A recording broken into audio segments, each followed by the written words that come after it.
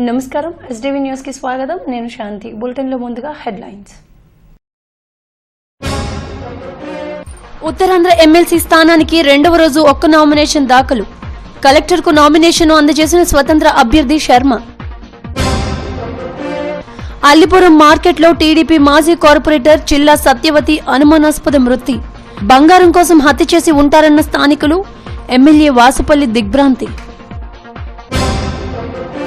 వ్యవసాయంలో ఆధునిక సాంకేతికతను వినియోగించుకోవాలి ఆత్మ ప్రాజెక్ట్ పథక సంచాలకుల సమీక్షలో జిల్లా collector Praveen Kumar unauthorised vaccination పట్ల అప్రమత్తంగా ఉండాలి ప్రభుత్వ ఆసుపత్రుల్లోనే టీకాలు వేయించాలన్న డిఎంఎండ్హెచ్ఓ డాక్టర్ సరోజిని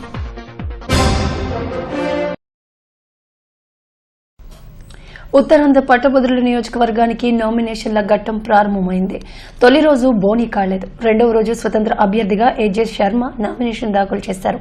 జిల్లా ఎన్నికల అధికారి కలెక్టర్ ప్రవీణ్ కుమార్ కు నామినేషన్ పత్రాలు అందజేశారు. నామినేషన్ తో పాటు ఆస్తుల వివరాలు తెలిపే ఫారం 26 అదనపు అఫిడవిట్ తర్వాత ధృవీకరణ పత్రాలను అందజేశారు. అంతకుముందు ఎల్ఐసి సెంటర్ నుంచి కలెక్టరేట్ వరకు ర్యాలీ నిర్వహించారు.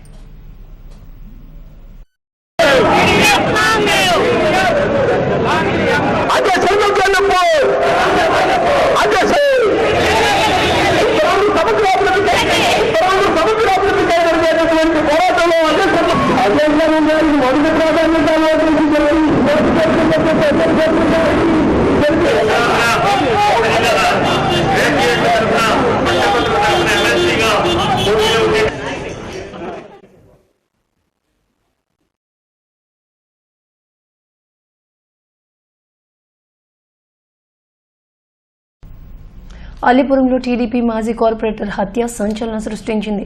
ఆమె ఒంటిపై బంగారు వస్తువుల కోసమే హత్య చేసి ఉండవచ్చునని భావిస్తున్నారు. పోలీసులు రంగంలోకి దిగి వివరాలను చేపట్టారు.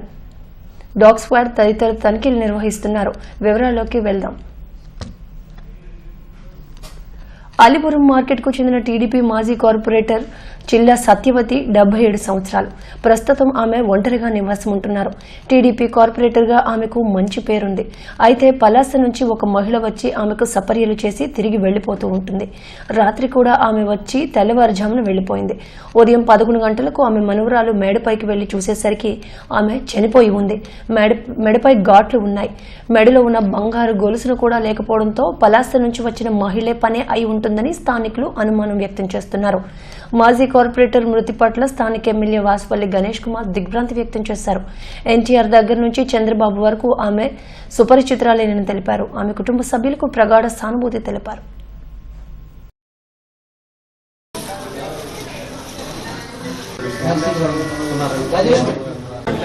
ఎవరో చీపుర్లకు వచ్చారు, లగట్లేదని చెప్తే నేను పైకి వెళ్ళి చూశాను. చూసేసరికి చనిపోయి ఉన్నారు. ఇప్పుడైతే 5 తులాల తాడు ఒకటి, చేతికి 10 తులాల గాజులు ఉంటాయి, తర్వాత 2 తులాల చైన్ ఒకటి ఉంటుంది, 1 తులన్నర పగడాల గొలుసు ఉంటుంది.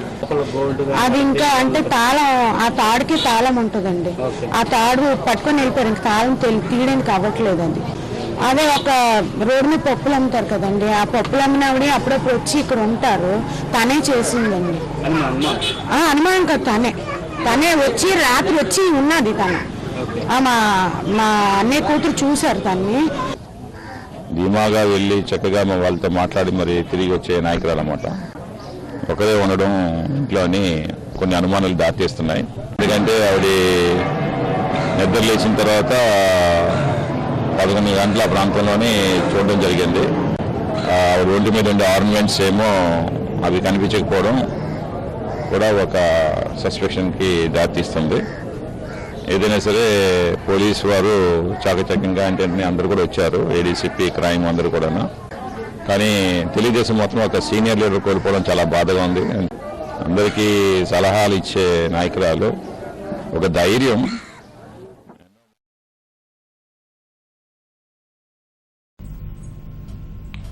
వ్యవసాయం దాని అనుబంధ శాఖలకు సంబంధించిన లక్ష్యాలు నిర్ణీత సమయంలోగా సాధించాలని జిల్లా కలెక్టర్ ప్రవీణ్ కుమార్ ఆదేశించారు.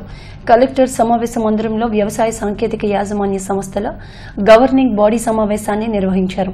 గత 2 ఏళ్లలో కేటాయించిన పనులను వేగవంతంగా పూర్తి చేయాలని అన్నారు. తక్కువ పెట్టుబడితో ఎక్కువ లాభాలు పొందే విధంగా శాస్త్రవేత్తలు నూతన వ్యవసాయ పద్ధతులపై రైతులకు శిక్షణ ఇవ్వాలని అన్నారు. ఈ సమావేశంలో ATMA project director Y Lakshman Das, జేసీ2 వెంకటరెడ్డి, వ్యవసాయ శాఖ జేడీ సత్యనారాయణ తదితరులు పాల్గొన్నారు.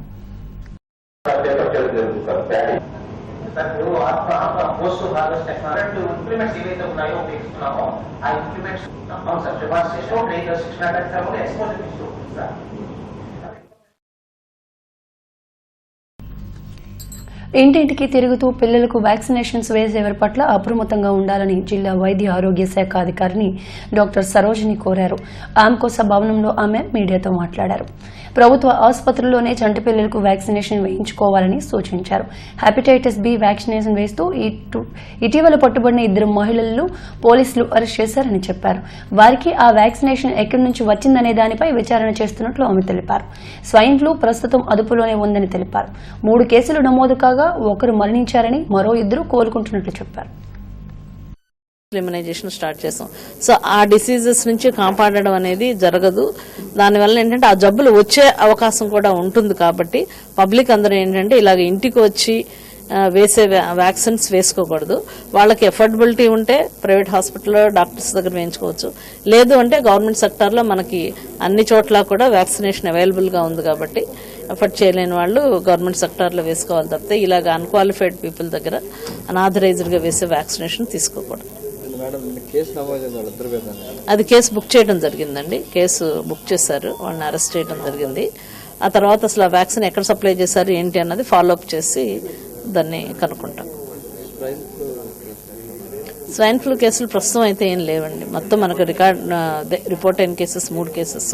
3లో ఫస్ట్ కేసు ఆల్రెడీ ముందు డెత్ అయిపోయింది. మిగతా ఆంధ్ర యూనివర్సిటీని సుందరవనంగా తీర్చిదిద్దేందుకు అన్ని చర్యలు తీసుకుంటున్నట్లు వీసీ ప్రొఫెసర్ నాగేశ్వరరావు తెలిపారు.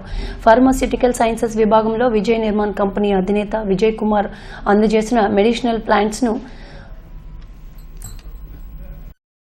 20 అడుగుల ఎత్తు పెరిగే ఇలాంటి మొక్కలు ప్రతి డిపార్ట్మెంట్లో నాటేందుకు చర్యలు చేపడుతున్నట్లు తెలిపారు. వైశాఖి పర్యావరణ వేదిక ఆధ్వర్యంలో ఈ మొక్కలను పంపిణీ చేశామని విజయ్ నిర్మాణ్ కంపెనీ అధినేత విజయ్ కుమార్ తెలిపారు.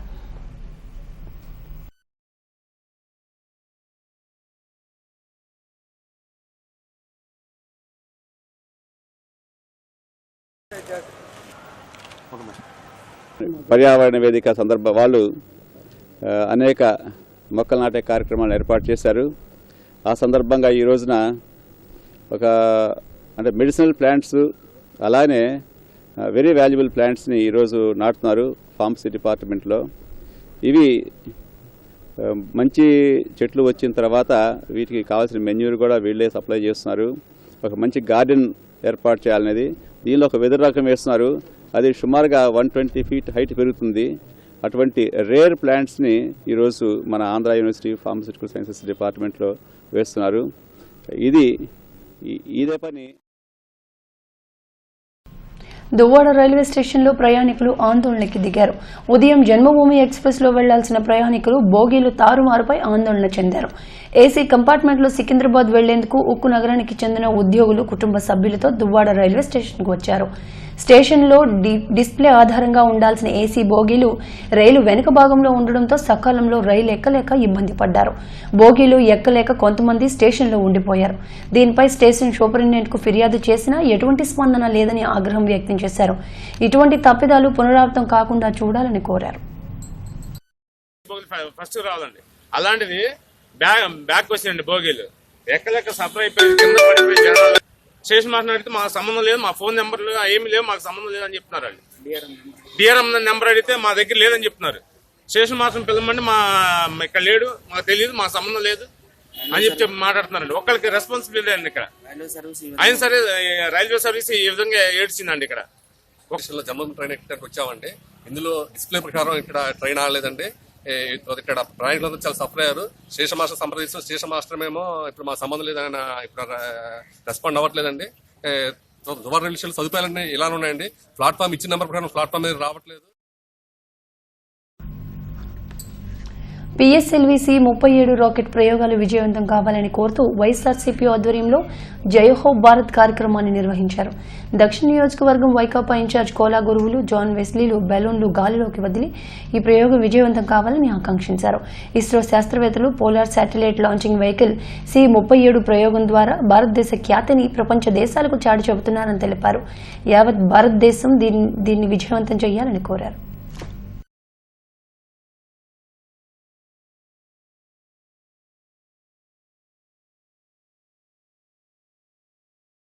ఒకప్పుడు 1975 సంవత్సరం ఏప్రిల్ నెల 19వ తారీఖున భారతదేశం మొట్టమొదటిగా ప్రవేశపెట్టిన ఆర్యభట్ట ఉపగ్రహం సోవియట్ యూనియన్ నుంచి అంతరిక్షంలోకి ప్రవేశపెట్టబడింది. అలాంటి పరిస్థితి నుండి 40 సంవత్సరాల్లో మనమే ఇతర దేశాల ఉపగ్రహాలని రోదసీలోకి మనం దిగ్విజయంగా ఇక్కడి నుంచి వదులుతున్నామంటే మన పురోభివృద్ధి ఎంతగా ఎల్లలు దాటిందో మనం అర్థం చేసుకోవచ్చు. ఇందులో భారతదేశ యువత ప్రధాన భూమిక పోషిస్తూ ఉంది. ప్రపంచ దేశాల్లో ఈరోజు భారత యువత జయకేతనం ఎగరవేస్తుంది. ప్రపంచ దేశాలన్నీ కూడా భారత యువత వైపు మొగ్గు చూస్తున్నాయి. ఫార్మా రంగంలో ఉన్న అవకాశాలను యువత అందిపుచ్చుకోవాలని అంకాపల్లి ఎంపీ ముత్తంశెట్టి శ్రీనివాసరావు పిలుపునిచ్చారు. అవంతి కళాశాలలో ఫార్మాకియా 2017 పేరిట ఒక్కరోజు జాతీయ సదస్సును నిర్వహించారు. ఈ సందర్భంగా ఎంపీ మాట్లాడుతూ జాతీయ స్థాయి ఫార్మా కంపెనీలన్నీ తెలుగువారిపైనే ఉన్నాయని అన్నారు. వారిని స్ఫూర్తిగా తీసుకుని విద్యార్థులు ముందుకు సాగాలని అన్నారు. ఈ సదస్సు సందర్భంగా వివిధ ప్రాంతాల నుండి ఫార్మా రంగ నిపుణులు విద్యార్థులు ఫార్మా రంగంలో ఉన్న అవకాశాలు వివరించారు. ఈ కార్యక్రమంలో దివిస్ GM SNS రావు, కేజే సూపరింటెండెంట్ డాక్టర్ అర్జున్ తదితరులు పాల్గొన్నారు. రకరకాల రంగాల నుంచి రకరకాల గెస్టులు రావడం జరిగింది. పిల్లల్లో ఉన్నటువంటి ఒక క్రియేటివిటీని వాళ్ళు ఎక్స్ప్లోర్ చేయడానికి ఈ సెమినార్ మంచి అవకాశం ఉంటుంది. అలాగే 3 జిల్లాల నుంచి ఉన్నటువంటి అన్ని కాలేజీ ఫార్మసీ కళాశాల విద్యార్థులు దీంట్లో పార్టిసిపేట్ చేశారు. ఈ రోజున ఈ సెమినార్ ఇండియన్ ఫార్మస్యూటికల్ అసోసియేషన్ వారితో సౌజన్యంతో ఏర్పాటు చేయడం జరిగింది. తప్పనిసరిగా పిల్లలకి క్లాస్ వర్క్ ల్యాబొరేటరీ వర్క్తో పాటు ఇలాంటి సెమినార్స్ ద్వారా వాళ్ళు ఉన్నటువంటి కమ్యూనికేషన్ స్కిల్స్ కావచ్చు, క్రియేటివ్ స్కిల్స్ కావచ్చు, టెక్నికల్ స్కిల్స్ ఇంప్రూవ్ చేయడానికి ఉపయోగపడతాయి. ఇలాంటి రాబోయే రోజుల్లో అవంతి కాలేజ్ ఆధ్వర్యంలో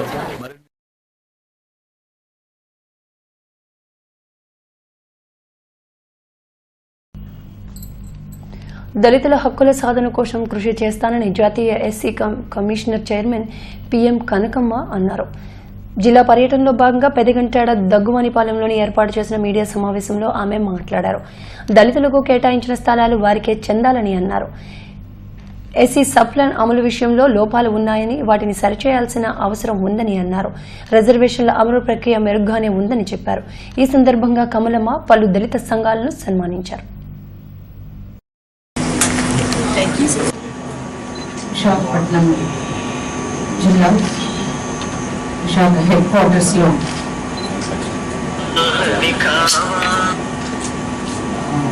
ఏర్పాటు చేయబడినటువంటి ఈ ప్రెస్ మీట్ లో వాస్తవానికి 2014 మార్చి 6వ తారీఖున ప్రెసిడెంట్ ఆఫ్ ఇండియాతో national commission for scheduled caste మెంబర్గా వారెంట్ రిసీవ్ చేసుకున్న తర్వాత ఆ రోజు నుంచి Telugu book of records school kids records లో స్థానం సంపాదించిన 5 ఏళ్ల దుర్గా సాయి దుహితను పలు సేవా సంఘాలు సత్కరించి అభినందించాయి. 49వ వార్డు మల్కాపురం ప్రాంతానికి చెందిన ములంపాక మహేష్ సోని దంపతుల కుమార్తె దుహిత స్థానిక స్కూల్లో UKG చదువుతోంది. రామాయణం మహాభారతంలో 100 ప్రశ్నలకు 3 నిమిషాల్లో సమాధానం చెప్పి ఆకట్టుకుంది. దీంతో రికార్డులు కైవసం చేసుకున్న చిన్నారిని వార్డు టీడీపీ అధ్యక్షుడు మజ్జి సోమేష్ అభినందించారు.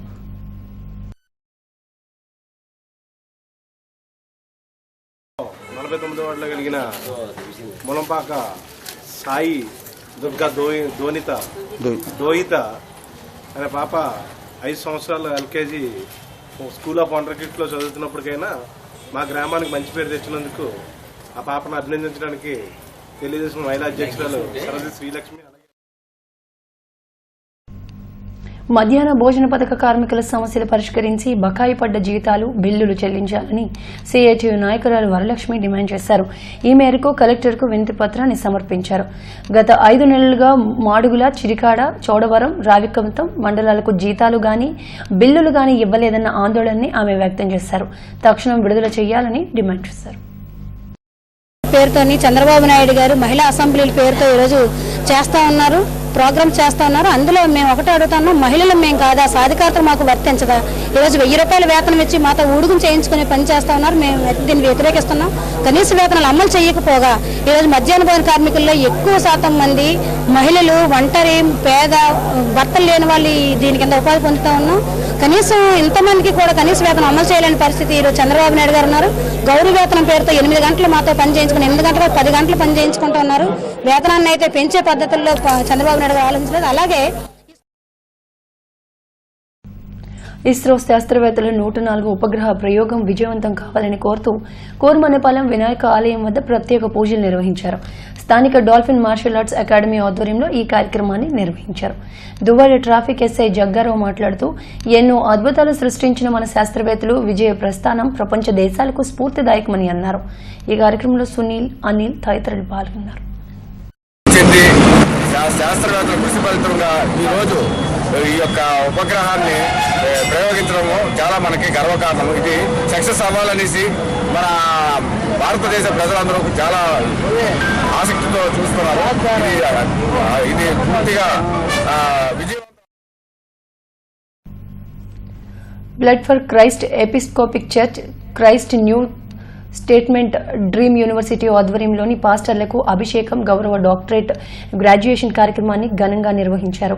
సాగర్ నగర్లోని శ్యామా బేతెల్ బైబిల్ కాలేజ్లో Visakha episcopal bishop doctor Rajababu ఆధ్వర్యంలో నిర్వహించిన ఈ కార్యక్రమానికి dream university vice chancellor arch bishop JAC Shobhan Babu, director principal bishop doctor Rajababu పట్టాలు అందజేశారు. ఈ సందర్భంగా వారు మాట్లాడుతూ సమాజంలో శాంతిని నెలకొల్పేందుకు క్రైస్తవ సంఘాలు చేస్తున్న కృషిని ప్రభుత్వం గుర్తించాలని కోరారు. 15 ఏళ్ల సేవా అనుభవం ఉన్న పాస్టర్లకు రెవరెంట్ ఆర్డినెన్స్లు ఇచ్చారు. ఈ కార్యక్రమంలో జేఎన్టీయూసీ హెచ్డీఓ ఆచార్య జయసుమ, రిటైర్డ్ ప్రిన్సిపల్ స్వర్ణలత తదితరులు పాల్గొన్నారు. అన్నగారు మీరు పిలిచారు కాబట్టి నేను 1 గంట సేపు మీ దగ్గర ఉండి వెళ్ళిపోతాను, పర్మిషన్ అన్నాను. రాష్ట్ర ప్రభుత్వం నిర్వహించిన జాతీయ మహిళా పార్లమెంట్ సదస్సు వల్ల మహిళలకు ఒరిగిందేమీ లేదని పీఓడబ్ల్యూ పెందుర్తి డివిజన్ కార్యదర్శి ఇందిరా విమర్శించారు. ఏప్రిల్లో జరగనున్న ప్రగతిశీల మహిళా సంఘం రాష్ట్ర 6వ మహాసభల గోడపత్రికను స్థానిక ఎంపీపీ కార్యాలయం ఆవరణలో ఆవిష్కరించారు. మహిళా సమస్యలపై సభల్లో చర్చించి భవిష్యత్ తీర్మానాలను రూపొందిస్తామని తెలిపారు. రాష్ట్ర మహాసభలను విజయవంతం చేయాలని ఆమె విజ్ఞప్తి చేశారు. మహిళా సంఘంగా 6వ రాష్ట్ర మహాసభలు జరుపుకుంటున్నాం. దాన్ని జయప్రదం చేయాలని ప్రగతిశీల మహిళా సంఘ వ్యక్తులుగా మేము తెలియజేస్తున్నాం. దానికి ప్రభుత్వం, ఈ ప్రజలు, ఈ అందరూ సహకరించాలని, మేము చేయబోయే ప్రగతిశీల మహిళా సంఘ రాష్ట్ర మహాసభలు జయప్రదం చేస్తారని. పెదవాల్తేరులోని శ్రీ కరగచెట్టు పోలమ్మ అమ్మవారి దేవస్థానంలో మార్చి 5వ తేదీన సామూహిక సత్యనారాయణ వ్రతాలు నిర్వహించనున్నట్లు హిందూ ధర్మ పరిరక్షణ ట్రస్ట్ జిల్లా అధ్యక్షుడు ప్రసాద్ వెల్లడించారు. ఆలయ ప్రాంగణంలో ఆయన మీడియాతో మాట్లాడారు. హైందవ సంస్కృతిని పెంపొందించేలా పలు సేవా కార్యక్రమాలు నిర్వహిస్తున్నట్లు ఆయన తెలిపారు. ఇందులో భాగంగా మార్చి 5వ తేదీన సామూహిక సత్యనారాయణ వ్రతాలు నిర్వహిస్తున్నామని అన్నారు. వ్రతం చేయించుకునే దంపతులు సంప్రదాయ వస్త్రధారణలో రావాలని, దాంతోపాటు పూజా సామాగ్రి తీసుకురావాలని అన్నారు. ఈ కార్యక్రమంలో దేవస్థానం అధికారులు పాల్గొన్నారు. ఉచితంగా ఈ విశాఖపట్నం జిల్లాలో ఉన్నటువంటి ప్రజలందరికీ కూడా ఎంతమంది పాల్గొంటే అంతమందికి కూడా ఉచితంగా సత్యనారాయణ వ్రతాలు చేసే కార్యక్రమాన్ని హిందూ ధర్మ పరిరక్షణకు దేవాదాయ ధర్మాదాయ చేపట్టింది. ఇందులో భాగంగా అన్నవరం నుంచి ప్రచార రథం, అర్చక స్వాములు వస్తారు. అక్కడి నుంచి వస్త్రం.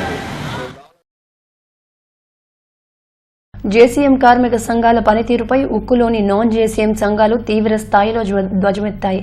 కార్మిక హక్కులను మేనేజ్మెంట్కు తాకట్టు పెట్టి కార్మిక వ్యతిరేక విధానాలకు పాల్పడుతున్నాయని ఆరోపించారు. ఉక్కు నగరం సెక్టార్ 2లో ఏర్పాటు చేసిన మీడియా సమావేశంలో యూనియన్ నేతలు మాట్లాడారు. రివైజ్డ్ బేసిక్ పై 20% హెచ్ఆర్ఏ చెల్లించాలని డిమాండ్ చేశారు. దీనికోసం కార్మిక సంఘాలన్నీ ఏకతాటిపైకి రావాలని తెలిపారు. గత కొంతకాలంగా అపరిష్కృతంగా ఉన్నటువంటి పెండింగ్ సమస్య సుమారు 9,000 మంది కార్మిక వర్గానికి సంబంధించి ఆర్థిక ప్రయోజనాన్ని ప్రధానమైనటువంటి ఆర్థిక ఈ నెల 20న మంగళగిరిలో జరగనున్న చేనేత సత్యాగ్రహాన్ని జయప్రదం చేయాలని పారిశ్రామిక ప్రాంత చేనేత పద్మశాలి సంఘాల ప్రతినిధులు పిలుపునిచ్చారు. ఈ సందర్భంగా పోస్టర్ను ఆవిష్కరించారు. కేంద్ర ప్రభుత్వం ప్రతిపాదిస్తున్న కనీస మౌలిక ఆదాయ పథకంలోని చేనేత కార్మికుల్ని చేర్చి రోజుకు 500 రూపాయలు ఆదాయం వచ్చే విధంగా చూడాలని కోరారు. చట్టసభల్లో తమకు ప్రాధాన్యం ఇవ్వాలని కోరారు.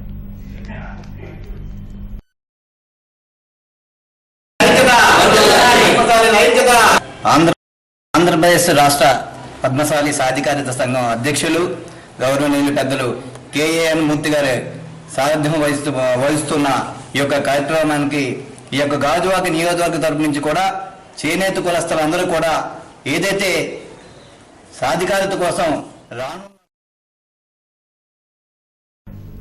ఇప్పుడు రిలయన్స్ ఫౌండేషన్ వారి పెద్ద రిపోర్ట్. విశాఖ జిల్లా మత్స్యకారులకు రిలయన్స్ ఫౌండేషన్ వారి సముద్ర వాతావరణ సమాచారం. ఫిబ్రవరి 15 గాలి వేగం ఉదయం 22 నుండి 24 కిలోమీటర్లు, సాయంత్రం 16 నుండి 18 కిలోమీటర్లు, రాత్రి 14 నుండి 16 కిలోమీటర్లుండవచ్చును. గాలి దిశ ఉదయం పశ్చిమ దిశగా, సాయంత్రం నైరుతి దిశగా, రాత్రి దక్షిణ దిశగా ఉండవచ్చును. అలల ఎత్తు ఉదయం సాయంత్రం రాత్రి 6 నుండి 7 అడుగులుండవచ్చును. ఆకాశం ఉదయం సాయంత్రం రాత్రి పాక్షికంగా మేఘావృతమై ఉండవచ్చును. ఫిబ్రవరి 16 గాలి వేగం ఉదయం 18 నుండి 22 కిలోమీటర్లు, సాయంత్రం 14 నుండి 16 కిలోమీటర్లు, రాత్రి 16 నుండి 18 కిలోమీటర్లుండవచ్చును. గాలి దిశ ఉదయం సాయంత్రం పశ్చిమ దిశగా, రాత్రి దక్షిణ దిశగా ఉండవచ్చును. అలల ఎత్తు ఉదయం సాయంత్రం రాత్రి 5 నుండి 6 అడుగులుండవచ్చును. ఆకాశం ఉదయం సాయంత్రం రాత్రి నిర్మలంగా ఉండవచ్చును. మత్స్యకారులకు సూచన. ఇంకోయిస్ వారి గణాంకములను బట్టి రాగల 2 రోజులు సముద్ర వాతావరణం సాధారణ పరిస్థితుల్లో కొనసాగుచున్నది. కావున మత్స్యకారులు వేటకు వెళ్లవచ్చును. విశాఖ జిల్లా నిరుద్యోగ యువతీ యువకులకు రిలయన్స్ ఫౌండేషన్ వారి సమాచారం.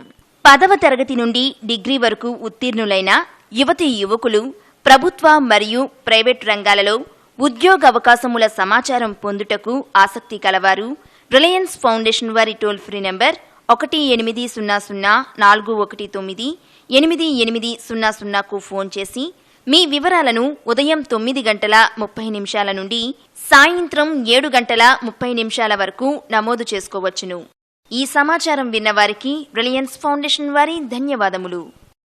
వాతావరణ సమాచారమును ఇంకోయిస్ మరియు యాక్యువెదర్ నుండి స్వీకరించడం జరిగినది. మీరు మరింత సమాచారం కొరకు రిలయన్స్ ఫౌండేషన్ వారి టోల్ ఫ్రీ నంబర్ 1800-419-8800 నందు సంప్రదించవచ్చును. బులెటిన్ ముగించే ముందు హెడ్లైన్స్ మరోసారి. ఉత్తరాంధ్ర ఎమ్మెల్సీ స్థానానికి 2వ రోజు ఒక్క నామినేషన్ దాఖలు. కలెక్టర్కు నామినేషన్ అందజేసిన స్వతంత్ర అభ్యర్థి శర్మ. అల్లిపురం మార్కెట్లో టీడీపీ మాజీ కార్పొరేటర్ చిల్లా సత్యవతి అనుమానాస్పద మృతి. బంగారం కోసం హత్య చేసి ఉంటారన్న స్థానికులు. ఎమ్మెల్యే వాసుపల్లి దిగ్భ్రాంతి. వ్యవసాయంలో ఆధునిక సాంకేతికతను వినియోగించుకోవాలి. ఆత్మ ప్రాజెక్టు పథక సంచాలకుల సమీక్షలో జిల్లా collector Praveen Kumar. Unauthorised vaccinisation పట్ల అప్రమత్తంగా ఉండాలి. ప్రభుత్వ ఆసుపత్రుల్లోనే టీకాలు వేయించాలన్న డిఎంఎండ్హెచ్ఓ డాక్టర్ సరోజిని. ఇవి ఇప్పటి వరకు తెలిసిన అప్డేట్స్. మరిన్ని అప్డేట్స్ కోసం చూస్తూనే ఉండండి ఎస్టీవీ న్యూస్.